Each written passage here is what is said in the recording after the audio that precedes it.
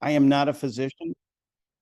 I came to it from the wilderness side of things, and that's where I've got my strengths and background are. I've been leading outdoor trips and guiding for 45 years now, a long time.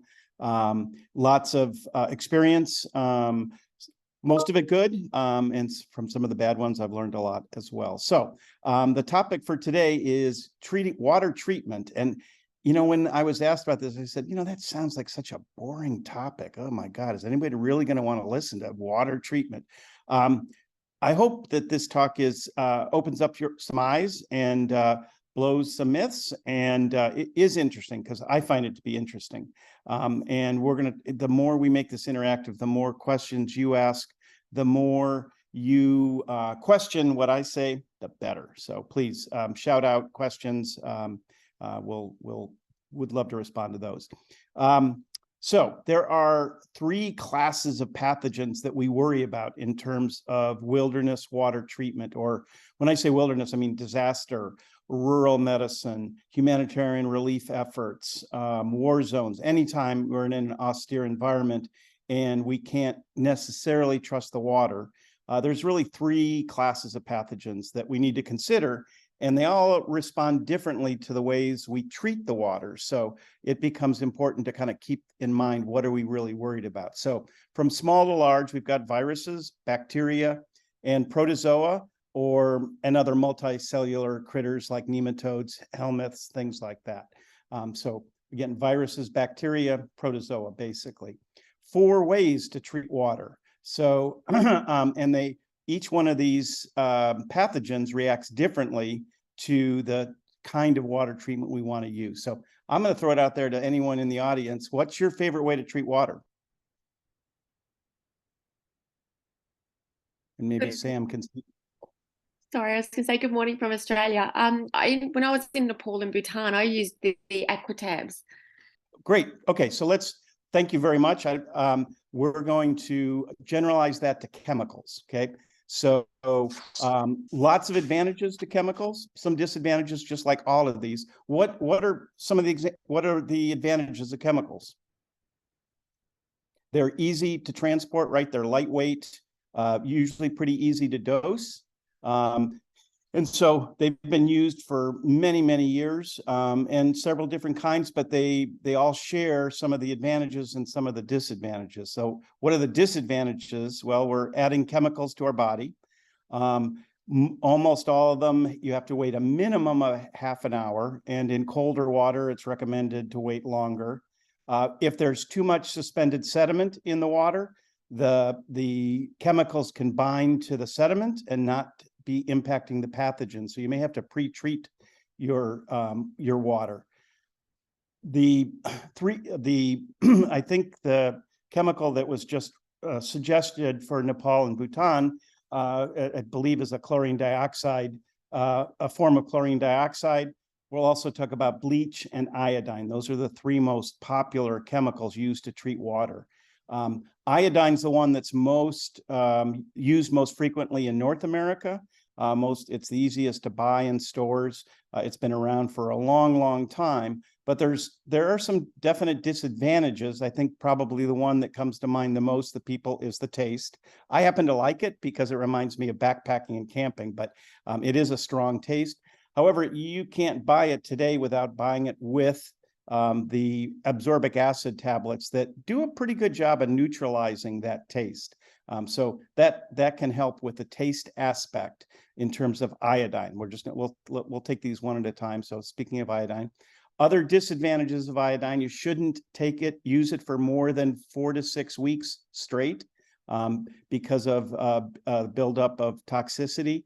In Europe, it's my understanding that you can no longer even buy iodine to treat water because of the concern about toxicity. If you're pregnant, you shouldn't use it. So there are definite, some things to consider there. But practical, relatively inexpensive. And what is it? I think a bottle now costs about $10. Only treats 25 liters, however, so it's not the cheapest method, but it's convenient, and you can buy it in almost any outdoor store.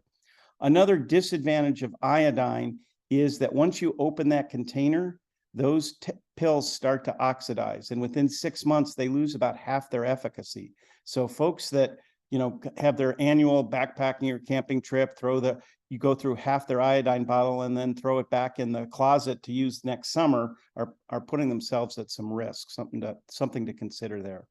Iodine also doesn't work very well against cryptosporidium. So then why do we use it? Well, this is why it's important to think about what pathogens should we be concerned about.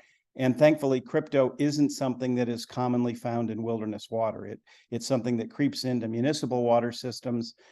Before some of you were born, maybe 25, 30 years ago, Madison, Wisconsin had a terrible issue with their municipal water system, and they lost scores of people, maybe hundreds, I can't remember, due to cryptosporidium. And iodine and bleach, which was what chlorine they were using in their system, doesn't kill crypto either. But it isn't something we have to worry about a whole lot in the wilderness. So iodine works pretty well. Okay, so that's iodine. Bleach, chlorine. This is one that any of you med students, pre-med students want to get rich, figure out a way to deliver bleach in an effective, convenient way. What's a gallon of bleach cost? What, $4 or $5? I haven't bought a gallon of bleach in a long time. 2 drops are going to treat a liter. How many liters of water could you treat with a gallon of bleach? Think about that. You could treat a whole swimming pool, right? You could probably go a year with that water treatment. So I have not quite figured out why the outdoor industry hasn't used bleach more commonly. It's what we use in our municipal water systems here, at least here in North America. There's not a whole lot of toxic buildup. We're using it all the time. The taste there is a taste, but it's not as strong as iodine, and it's a taste we're somewhat used to. So disadvantages: it is a very caustic chemical. The bleach you buy at the store, probably the most expensive part of that bleach is the special plastic lining inside your bleach bottle that keeps that plastic from disintegrating due to the caustic nature of bleach. When I was younger, used to trek in the Andes for whole summers, 2-3 months at a time. And this was before filters, before SteriPens, before any other way to really treat water. The only treatment we really had was iodine. And we couldn't use it for more than 6 weeks at a time. So we went to bleach, and we put it in little glass bottles so that the bleach wouldn't destroy a plastic bottle, but we had to use a rubber stopper to get the 2 drops into our liter of water. And we'd have to replace the rubber stopper about every month because it would just rot out due to the caustic nature of bleach. So the delivery is, I think, the challenging part about that, but by far the cheapest way to treat water. It's used extensively in disasters and humanitarian relief efforts. The relief agencies and Red Cross they buy it by the barrel locally or bring it in. So bleach can work great. Again, bleach is not effective against crypto, so it is something to think about. And then the third chemical that is at least newest in North America is chlorine dioxide. And chlorine dioxide comes in 2 forms, which has some advantages and disadvantages of each form. The liquid form, at least the way it's sold in the US, you have to have 7 drops from bottle A and 7 drops from bottle B, and you put them together, which is a little complicated, but it keeps it from oxidizing. So the shelf life is long for those chemicals. But anything that's that complicated makes me nervous when I'm around students or newbies or even myself, because you can easily mess up or lose 1 bottle, and then just one of the 2 bottles is not effective enough at neutralizing the pathogen. So it's a little complicated. It's also a little heavier because it's 2 little bottles of liquid, but it's the cheaper form of chlorine dioxide. The other form of chlorine dioxide, it comes in blister packs. They're individually wrapped. And this is my backup for water treatment because they have a shelf life of, 10 years, 20 years. It's a long shelf life. Chlorine dioxide does kill crypto, so it's effective against crypto. It has far less taste than iodine. It's a very mild taste. There's a little bit, but not much. So chlorine dioxide can be very effective. Some of the earlier pills sold in the US, you had to wait 4 hours before consuming the water after treating it, after dropping the tabs in. So you do want to be careful about that. Make sure you read the directions on, whatever form of water treatment you're using, particularly the pills.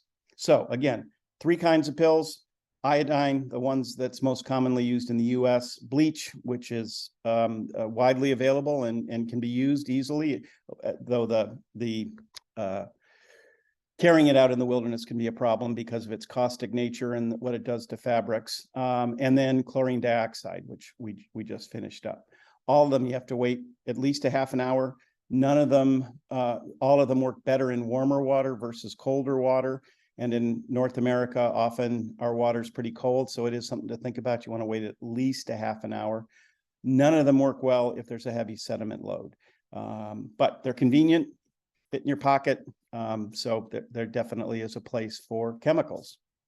What's another way people like to treat water? So in the chat, we have filtering as well as UV light. Okay, great. Let's go with filtering. Okay. Lots of advantages of filtering, right? You can sit there and drink your water immediately. We're generally not adding chemicals to the water, which is, that's super helpful, right? If you're backpacking and you're out of water, you come across a creek, you're getting thirsty. You've got a choice, if you're using chemicals, of adding the chemicals and sitting there waiting a half an hour, or carrying that water half an hour until you can drink it, which is not very efficient. Filtering, you can just drink that water immediately. So big advantage there, and we're not adding chemicals to our body. What we are doing, though, is forcing the water through some pretty small pores, but they're not small enough in general to filter out viruses. So that's the biggest disadvantage with filters. Most filters will not take care of viruses. So why do we use them in North American water? Again, here in North America, we don't need to worry a whole lot about viruses, but that same filter that works great here, you take that to Bhutan or Bolivia or any place in really low resource countries where there isn't good water treatment, and you can get yourself a nasty case of hepatitis or other viruses. So you've got to be careful. They do make filters now that have small enough pore size that they will filter out viruses, but they're expensive. They clog more easily. And they're heavier. They also make some that are impregnated with chemicals. They have an iodine impregnation, and those are effective against viruses. But again, they're more expensive. So, buyer beware. Read what you've got there. Filters work great here in North America, but they may not work as well internationally. In addition, filters, if there's a really heavy sediment load, you're going to spend a lot of time cleaning that filter. In Alaska, where I spent 20 years as an outdoor leader, outdoor guide, we don't use filters there very often because we're often going from glaciated water sources, streams and rivers that have a super heavy sediment load. And you'll spend way more time cleaning your filter than being able to effectively use it. So heavy sediment loads, filters aren't all that effective, and can be a pain. They are a little more expensive. They can break. So again, something to think about. Advantages, disadvantages about all of our types of filters. So that's filters. I heard UV light. Two common, I shouldn't say common sources of UV light, but two sources that are commonly used in the wilderness for treating water. One is the SteriPen. I'm not aware of other brands that produce UV light. If somebody out there is, and especially if we've got international participants, would love to hear about that. But the SteriPen's the one that's most commonly used here in North America. UV light kills all 3 types of our pathogens. You don't have to wait. We're not adding chemicals. So in some ways, it is an awesome way to treat water. But of course, there are disadvantages, right? There's no such thing as a totally free lunch. There's always a price to pay, and that with SteriPens is they're expensive. They're $100 and up for the most part.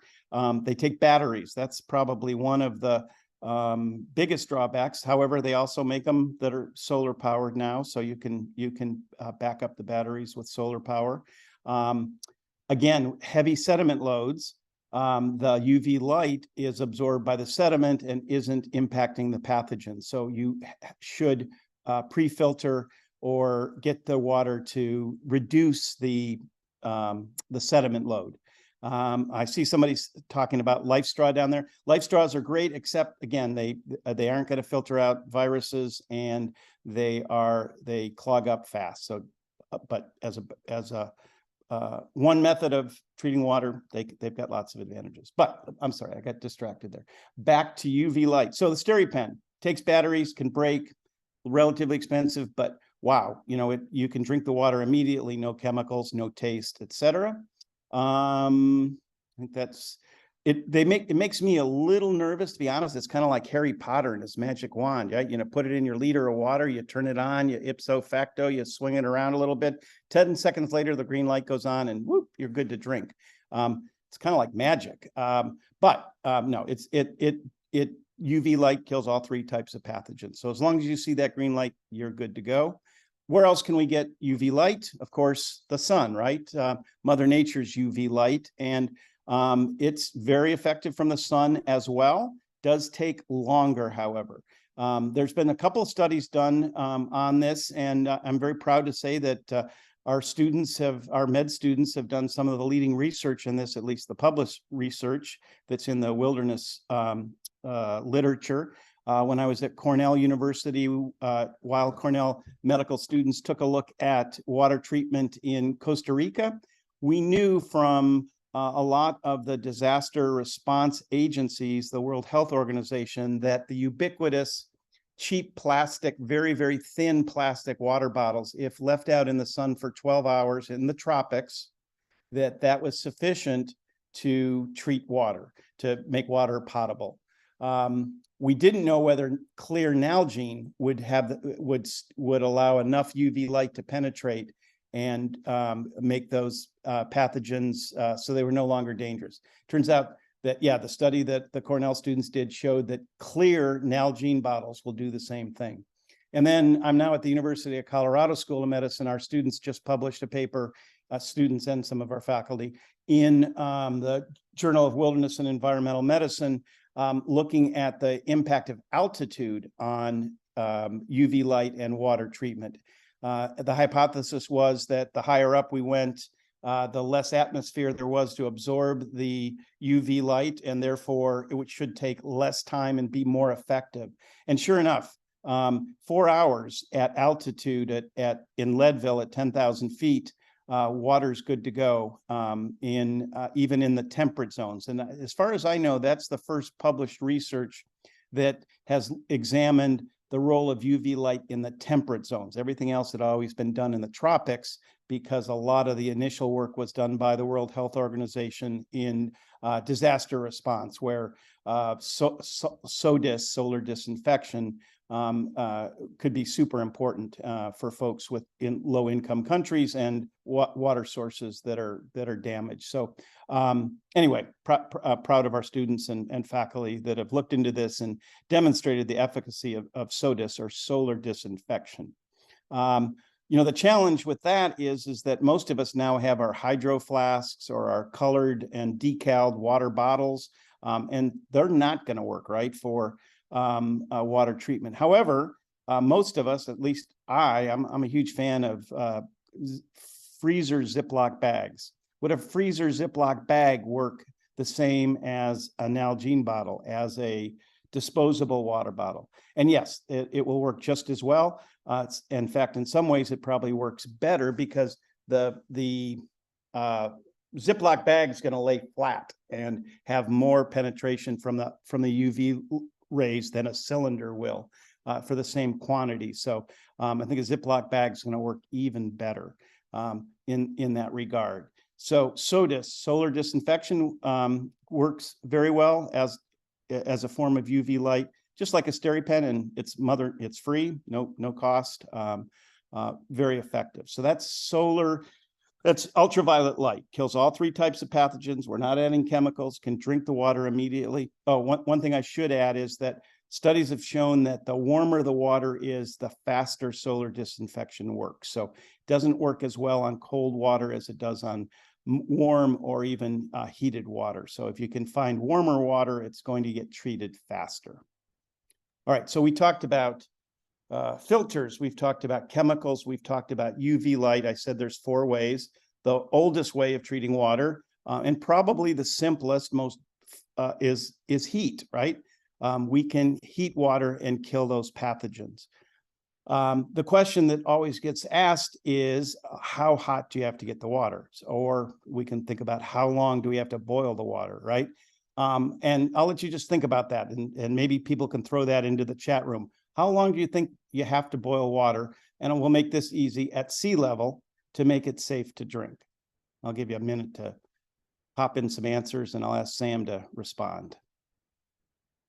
So we have 30 minutes. It depends on what you want to kill. As soon as it boils, 1 minute, 12 minutes.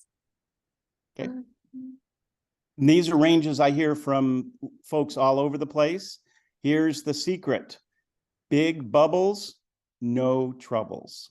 That's the secret to treating with heat. Big bubbles, no troubles. Simply bring it to a big roiling boil. It does not have to be for 3 minutes, 5 minutes, 1 minute.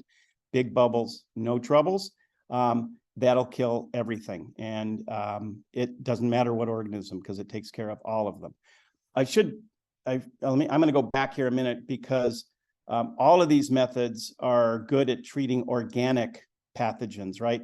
None of these are going to work against heavy metals, against radioactive, against pesticides, herbicides, things like that. So we're talking about treating natural environmental pathogens, as opposed to heavy metals around a mine, pesticides around agricultural areas, particularly in low resource countries where there may not be the same kind of laws that we have. But any of the natural pathogens, these will treat. So big bubbles, no troubles. All right, so water, what temperature does water boil at sea level? 212 Fahrenheit or 100 centigrade. We go up to 15,000 feet, okay? Does water boil at the same temperature? No, right? It boils a lot at a lot lower temperature. I think at 15,000 feet, it's about 186 degrees Fahrenheit. I apologize to our international folks there. My centigrade isn't so good, but it's considerably less than what it boils at sea level. So how long at 15,000 feet do we have to boil water? My answer is big bubbles, no troubles. Now, 186 degrees is not going to kill every type of pathogen. I don't remember which type isn't killed at 186 degrees, but it isn't just the absolute temperature that we hit the water with, it's the duration as well as the absolute temperature. It's the similar with chemicals. If you have less chemicals, leave them in the water longer, and you'll end up with the same result. So we can't drink the water immediately after we bring it to a boil at 15,000 feet. We slowly heat it up. We then slowly wait for it to cool down before we can consume it. So it's the temperature plus the duration. Both my experience and what the WMS protocols, the guidelines state is that big bubbles, no troubles, no matter your altitude. That said, I will share that the CDC recommends boiling water for 3 minutes above 6,500 feet. So, you know, it's going to depend on your source as to how close to the edge you want to live. Me, I'm lazy. I don't want to boil and I don't want to carry fuel. I don't want to boil the water any longer than I have to. Fuel is sometimes a very precious commodity, particularly on glacial trips, things up at altitude in the desert. And so I'm gonna, big bubbles, no troubles is the way I deal with things. But know what the CDC says. Again, 3 minutes above 6,500 feet. Water. I think so those are the 4 ways. Before we move on with a little more about water treatment, Sam, do we have questions from the chat room, or people want to throw some up? We do. So someone's asking about SteriPen pathogen reactivation. So when it's re-exposed to light, how long is it like valid for? I don't know the answer to that, but yes, there's some of these methods will permanently treat the water, and others, if you go to store the water, they can be pathogenized, I guess would be the right word. But for the most part, again, in at least wilderness recreational activities, we're not storing water for long periods of time. So it isn't something that's particularly germane, but maybe in a survival situation where, or a disaster, not survival, but a disaster situation where the water system is knocked out for weeks at a time, or those poor people in Jackson, Mississippi, who continually have their water system go down. That might be an issue, but I don't know the answer to when things can be repopulated or when you'd have to worry due to storage. Another question we have is, it reads, when you mention viruses, do you ever have concerns for zoonotic viruses, like chronic wasting disease, for example? Not as far as I know, not from water. The chronic wasting disease is going to be from, as far as I know, again, consuming meat and flesh. But if somebody else has got some insights into that, I'm happy to hear them. But no, I don't. Again, we've been using iodine in North American waters, and I'm sorry, filters in North American waters for what, 20 years now, maybe longer, and I have not heard of any outbreaks or issues with that. So I don't think it's an issue. And then another one is, how do you choose which type of water treatment to use? So good question. I think it is, a lot of it's just personal choice, because they all have advantages and disadvantages. It's what you're used to, what your budget is, how often you're using it. So my favorite is boiling, because it's simple and it is basically foolproof. I don't have to worry about sediment loads. I don't have to worry about how much chemicals or putting chemicals in my body. I've got a campfire, or I've got a stove, and I'm heating water to make my morning coffee. I'm heating water to make dinner. So it goes right along there. But that's me. Other people may have all kinds of different, favorite ways, and that's we like to say in wilderness medicine, there are almost no absolutes. There's very few absolute wrong, very few absolute rights. There's lots of grays, lots of different ways to skin the cat, and water treatment's definitely that. And then to follow that up, do you always bring multiple ways of water treatment, or do you rely on one? So great question. I just finished teaching a class that used to be called Advanced Wilderness Life Support to a bunch of docs down in Austin, Texas. And the Advanced Wilderness Life Support, now called Wilderness Life Support for the Medical Professional, they recommend always treating your water 2 ways. To me, that's way overkill. Again, if you're immunocompromised, you think about that. But for the most part, I use one treatment, and I'm confident in my methods. But I always do have a backup. There's an old saying in the outdoors that 2 is 1 and 1 is none. 2 is 1 and 1 is none. What do we mean by that? Sure as shooting, something, if it's life dependent supply or equipment, if it goes down, there goes your trip. Maybe there goes your life, right? So water treatment on a multi-day trip is something I always have a backup for. And my backup is the chlorine dioxide tablets. They're blister packed. They have a long shelf life. They weigh almost nothing.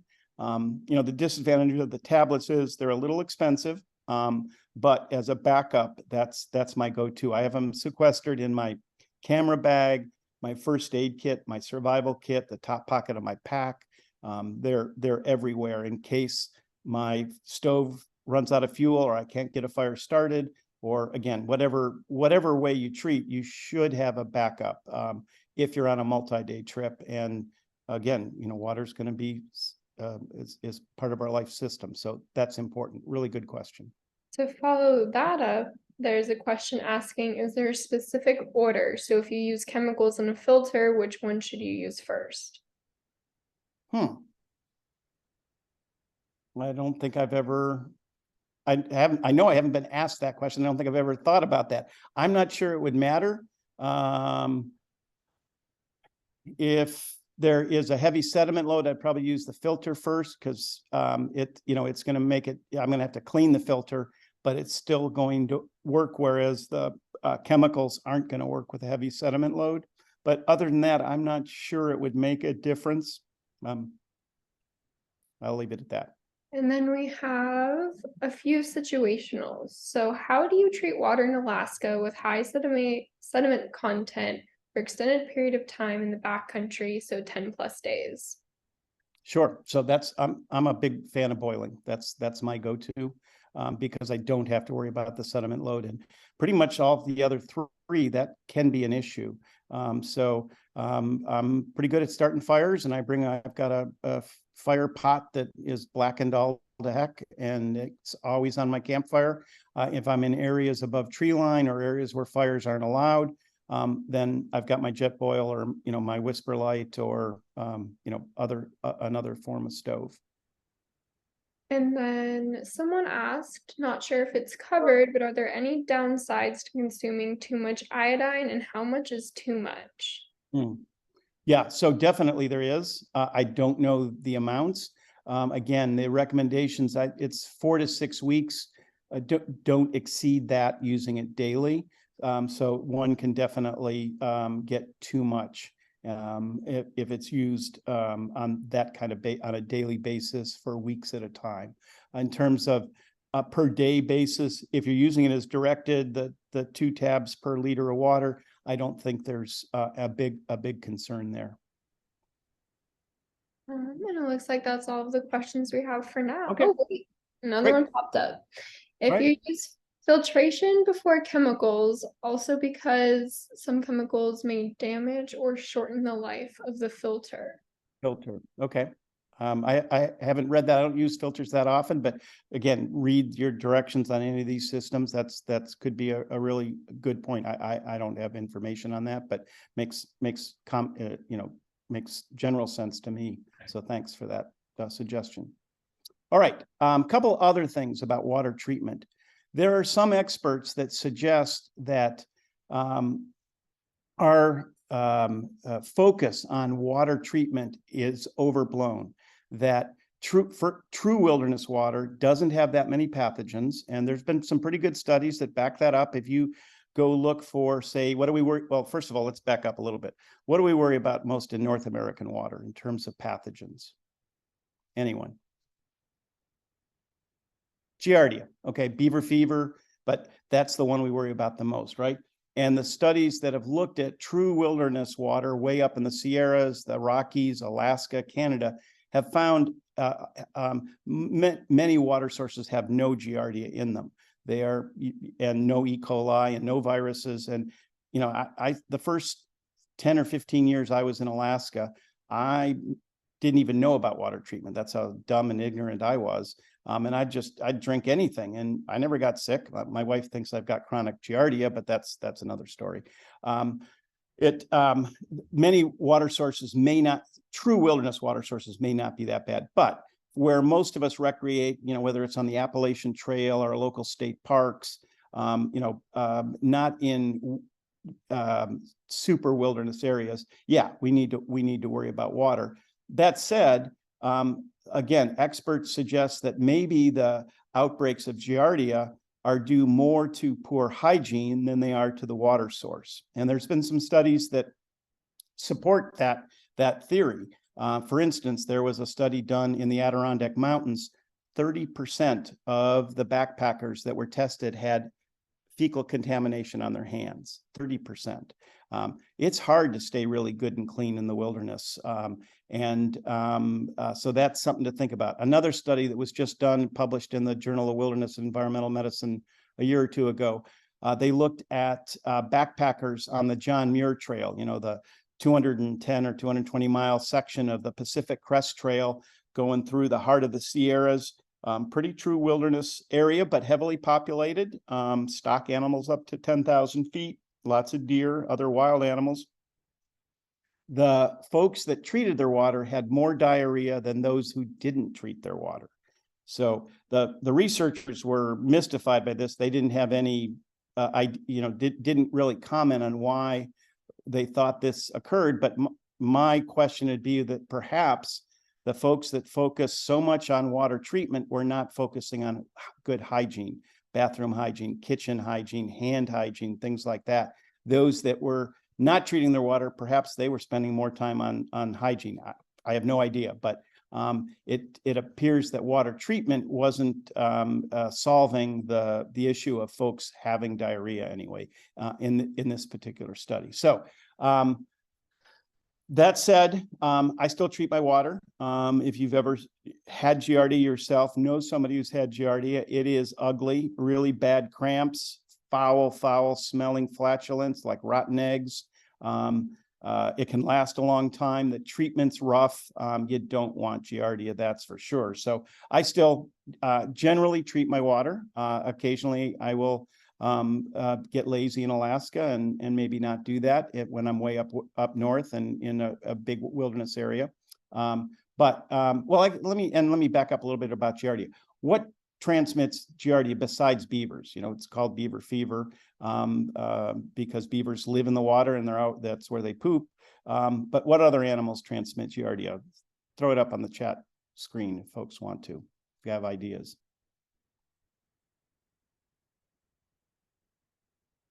Most mammals certainly can. Dogs, yeah, dogs are a big one. And lots of people, dogs haven't taken the leave no trace class, have they? So where they poop is who knows where they poop, right? Deer, horses, moose, ungulates. There's lots of animals that will spread Giardia. So that is definitely something to think about. Even though we might be using good leave no trace practices, our animal friends aren't as well trained as we are. All right, so we still want to treat our water in general. So I have a question for you. Let's say you didn't listen to the good Dr. Miner and you only took one form of water treatment out there into the wilderness with you. You're on a 7-day backpacking trip. And on day 2, your one system breaks, you run out of batteries, you lose the iodine tablets, whatever. You have no way to treat water. Are you going to drink the water or are you going to get dehydrated? You've got 5 more days left on your trip.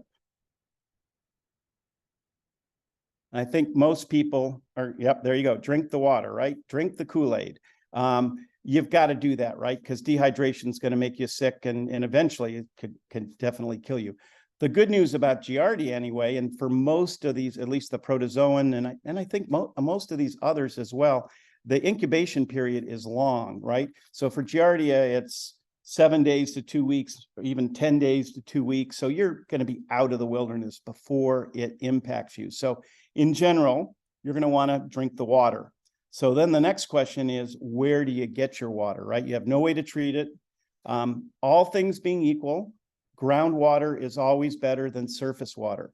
Groundwater gets filtered by the earth, both physically filtered by the earth, as well as the pathogens in the earth, in the ground, love to eat the pathogens that make us to get our GI system sick. And so groundwater, springs, springs are a natural source of water, and in general are going to be better than any surface water that is going to be impacted by that fecal veneer that covers the earth, by animals, by dogs, by people. So groundwater would be my first choice.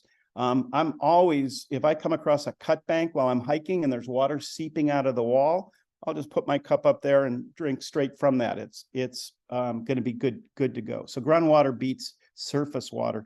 You particularly want to be careful about surface water 24 hours after a big rain event. Even municipal water systems will be overwhelmed by big rain events, and they'll have boil alerts. So if you can wait 24 hours after that big rain event's cleaning the surface of that fecal veneer that covers the earth, and all of a sudden the pathogen load gets a lot heavier, higher. And so waiting can help a great deal.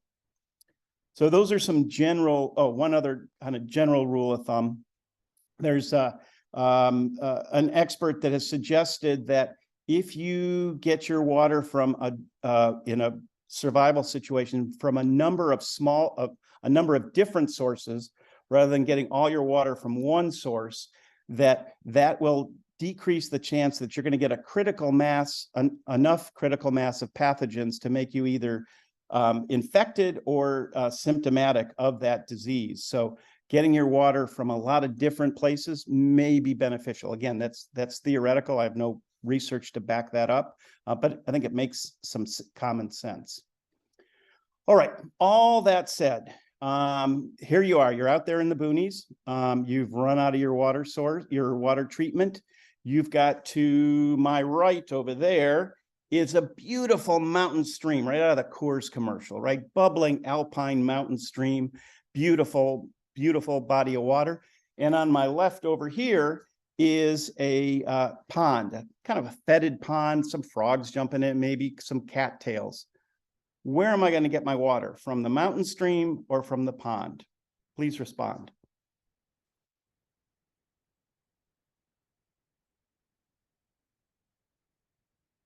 I see one response. Thank you, Andrew. We have also a vote. Oh, there we go. Look at that. They're coming in. All right. All right. I'm going to get my water from the pond, okay? That which always blows people's mind. Let's think about theoretically what, and this is only theory. This, I don't have research to back this up, and we like to teach evidence-based medicine at the University of Colorado, but this is where I'm honestly going to get it, and we'll think about why. Okay. So what's the advantage of the pond versus the mountain stream? Think about what we've talked about in terms of pathogens. Solar exposure to the surface, UV light has hit it, exactly. So we've got that UV light that's baking the top of that water column that's been there for days and days, right? Not a lot of mixture there. So I'm going to get my water from not the very surface that's collecting that fecal veneer, but 1 millimeter down that's been pounded by UV light. The water in the stream's constantly roiled and mixed up. You're not getting that advantage. So that's one theoretical reason why. Another theoretical reason why. Which water is warmer? The pond, right? It's getting baked by the sun. Giardia likes cold water. Giardia is going to be much more happy and more common in that cold stream water than it is in a pond. Third reason, I can see the watershed in the pond. I can see what is feeding into that pond. I have no idea what's upstream on that mountain stream. And I can't tell you how many times I've been in Alaska where I'm way above tree line, and maybe there's willows that are a foot high, but no trees. And you go around a corner and there's a beaver dam and beaver lodge right on the stream, way up above tree line. Or hiking in the Andes and you're about to get on the glacier to ascend your peak, and you think, oh, I'm 100 feet away from the glacier edge. That water's got to be okay to drink in terms of pathogens. And there's a herd of llamas standing at the base of the glacier. Or in Utah, where I teach a class every year with the Wilderness Medical Society, this Red Canyon country, beautiful wilderness areas. But in the West, there's often cattle grazing, and you go to get your water and there's literally cow patties sitting in the water, or one year a dead cow just upstream from our campsite. So I don't know what's up there where I can see what's going into the pond. And often ponds are filled from groundwater as well as the rain. So that may or may not be an advantage there. And then finally, again, in North America, what do we worry about the most? Giardia. Giardia is generally, particularly when it's in the cyst form, is heavier than water. So it tends to sink down in the water column. Again, in a stream, it's being roiled and moved all over the place. So that pond has got lots of advantages. And I ask you guys, what theoretical advantage is there for that mountain stream? Why is that better? And it's what everyone thinks. It's what we're all taught, but why? Water is moving, I see. So what? It's moving. Is that going to treat pathogens? Not that I know of. But it's a very common assumption that people make, or myth. I don't know if that's the right word. Anyway, just a food for thought, right? I'm going to get my water from the pond. I know a lot of people say, you're crazy, Miner. I'm still getting it from the stream because it's moving, so it just seems safer. But It will dilute pathogens. Well, then that's simply amount of water, right? So if there's as much water in the pond as there is in the stream, then I'm not sure diluting them is going to make a big difference in moving water. But again, all of this is theoretical. All right, a couple other thoughts. What about rainwater? Can let's say you're in Utah Canyon country and you come across, it rained last night, you come across a pothole and it's filled with water. Is that safe to drink? What do you think? And the answer is yes. It is. I mean, if it hasn't been peed in by some animal, which the chances are, if it rained last night, is pretty slim chance. The only thing that gets evaporated, no pathogens get evaporated up with water into a cloud to come back down in rain. So rainwater is, unless it's going through some kind of radioactive cloud, is going to be safe to drink. Okay, so if you can get it, you can capture it on your tent fly, on a tarp, in a rock pothole. Rainwater, go for it. What about snow? Snow okay to drink? Melt and drink without treating? And the answer is, yep. You're going to avoid the yellow snow, right? And again, I'm going to get my snow from a millimeter down underneath, not directly from the surface where it can collect things. And that snow will be fine. You melt and drink. You have to worry a little bit about hypothermia if it's too cold, but whenever I'm hiking in Alaska in the summer, we're crossing snow and I'm always grabbing down a handful of snow and popping it in my mouth, and very refreshing and rehydrating and works great. There is a phenomena called watermelon snow. Some of you may have run into this late in the summer up in, red snow, there it is. Sometimes called watermelon snow. It looks pink or red, smells like watermelon.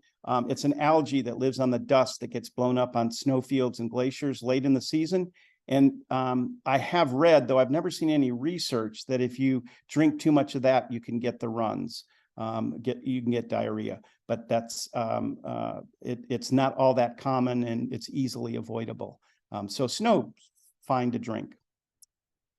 That's what I've got. Other questions that have popped up. I saw something about oxygen and oxygenation. I don't know anything about whether oxygenation is going to help treat water or not. That part I don't have any data on. If someone does, please share any research. There, I see. Can you use moss to filter water? You could use moss to filter sediments out, but it's not going to be big enough to filter out pathogens. The pore space is going to be way too big to filter out pathogens, but it'd be a great way to filter out sediments to get to a water that then you can treat that's got a far less sediment load in it.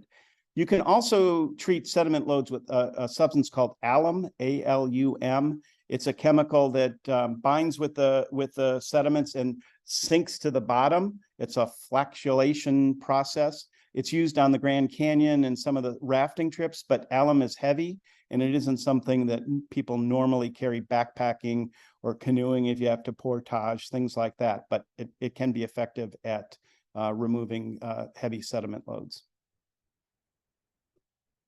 That's what I've got. I'm happy to hang out here and answer questions if people have them. But again, water treatment, hopefully I've raised some eyebrows, got people thinking, maybe blown some myths out there, and added some ways that you can treat water, things to think about. Please follow us at the University of Colorado School of Medicine. You can go to Colorado WM, like wilderness medicine, coloradowm.org. And learn about the classes that we teach. We love teaching pre-meds, med students, residents, physicians. We teach all kinds of folks, and we love doing so. We have a great faculty, and we have a great location in Colorado. We do have a comment in the chat. There's a couple. Ron said Great. that some locals on an African safari dug a pit in the sandbank of a muddy river and drank the clear water that collected in the pit, and they did not get sick from that. I'm glad. I would not recommend that for pathogens, but again, for clearing out sediment loads, that can be very, very effective. But again, that sand isn't going to filter out pathogens, maybe some big nematodes, but other than that, we can't quite recommend that. And then we But I'm have glad no one got sick. a comment from a previous student of yours, April.